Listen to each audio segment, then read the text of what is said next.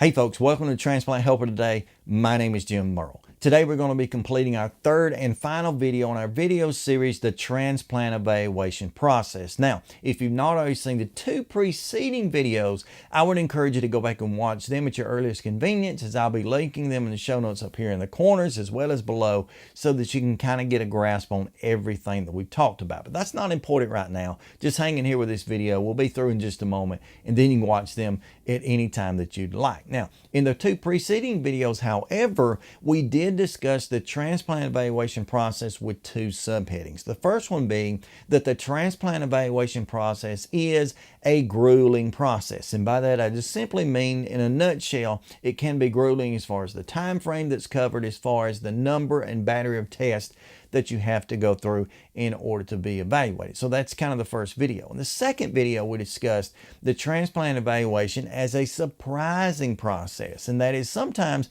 there are some of those tests and parts of that eval that we go through that while we're dealing with that, we kind of give it a look like, what's going on? Why are you asking me these questions? Why are you doing these tests? Why am I getting these results?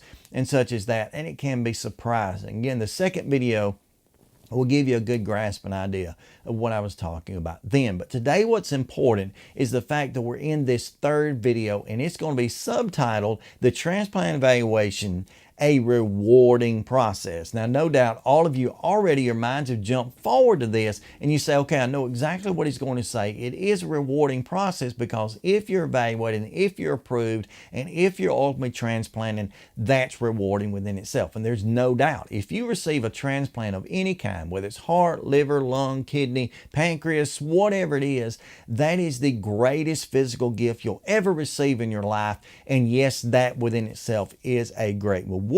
Hence, it kind of makes that whole evaluation, no matter how grueling or surprising it might be, pretty much worth it. And so that's something that I do know, and something I do sing loudly to all the patients that I encounter and remind myself of on a regular basis. It's kind of been worth it all. It's worth going through.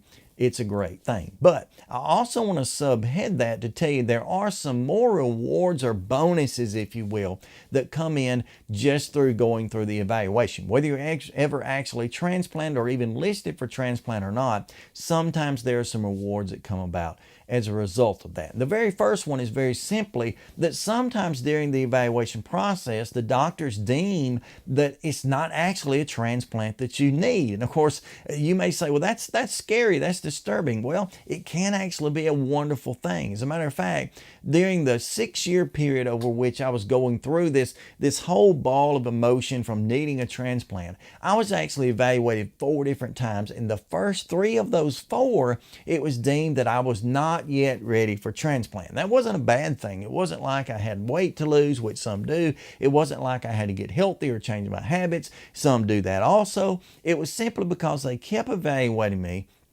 and kept coming to the final conclusion that he's not yet ready, or it's not absolutely necessary that he receive a transplant right now. So they kept kind of pushing things back. And I was always in favor of doing that. Number one, because I was looking for medical technologies to get better and medications to get better, as well as basically myself to grow a little older and to stand a better chance. That's the way I thought of it, whether that was silly or not. But nonetheless, I was always happy when they changed the diagnosis and said, okay, he's not necessarily ready for transplant. It's not something we have to do right now. And that can be a reward or a bonus, that while you're going through the process, they deem you're not ready for transplant. In the second place, it's sometimes the case that while you're going through the evaluation process, they make discoveries about your body that lead them to do other things, such as, I met with a handful of patients already who were heart transplant patients going in, and then during the evaluation process, the discoveries made that actually they don't just need a heart standing alone, they actually need lungs to go with it, or lungs and or kidneys to go with it, or whatever the combination is. And that may not necessarily sound like good news, but you would much rather hear during the evaluation that, yeah, we've judged that you need this and that, than to get through one transplant like that heart transplant and then find out, okay, we missed it. His lungs aren't up to par. His lungs aren't functioning properly. So now here we've got to go through it all again. That is evaluating, waiting, listing, all these sorts of things. You don't want to do that twice if you can help it. So it's better just to get all that you need in one thing, like taking your car into a mechanic and saying, hey, just fix my car, whatever it takes. That's kind of the way you need to be looking at the evaluation process. Now, in the next place, not only do sometimes people have the diagnosis changed, sometimes people have additions added or things like that. It's a rarer case, but it can be the case that sometimes during the evaluation process, they find out that you have some other issues, and this is really a big part of why they do the whole evaluation.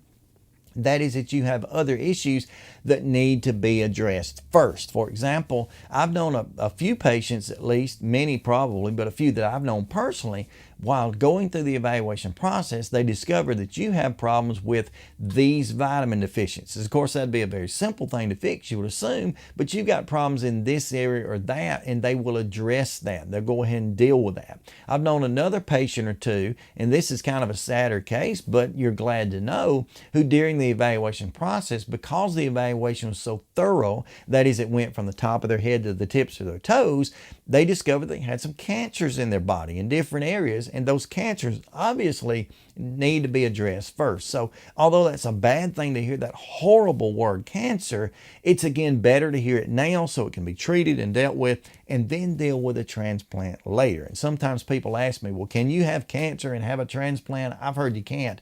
The truth is you actually can. They want you to be in remission. They want you to have some time frame in between that.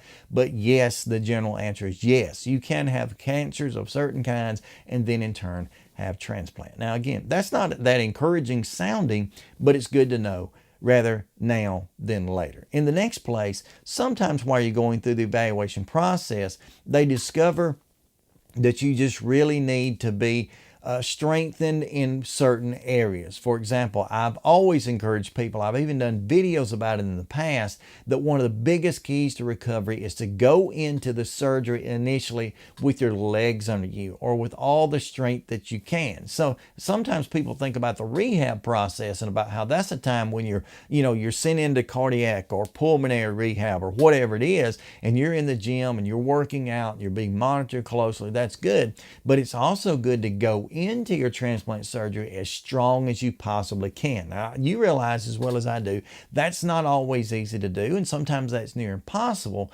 But again, if they notice those weaknesses in the beginning, then they can deal with that and kind of get you ready. As the old guys used to say on those Saturday Night Live skit, they really want to pump you up. That's what they're trying to do during this process. Now, there's much more that I could say about this. I did want to try to keep this video a little bit shorter since the others have been a little bit longer, but I just want you to know the transplant evaluation process, it may be grueling, it may be surprising, but it is certainly a rewarding process where they change your diagnosis, where they add to it, whatever, where they discover some little deficiencies, or whether they give you the horrible news of some other disease. At least they can deal with it, and you can certainly be strong enough and be ready to go through it. Now, if this series or this video for that matter has helped you in any way, I would encourage you to like, subscribe, and share. And if you're going to subscribe, why not hit the bell notification right beside that so you'll be notified about other videos that I create that hopefully will advocate, educate, and motivate you as a transplant patient. And I can think of no better way to do that than saying right now, stay stronger, friends.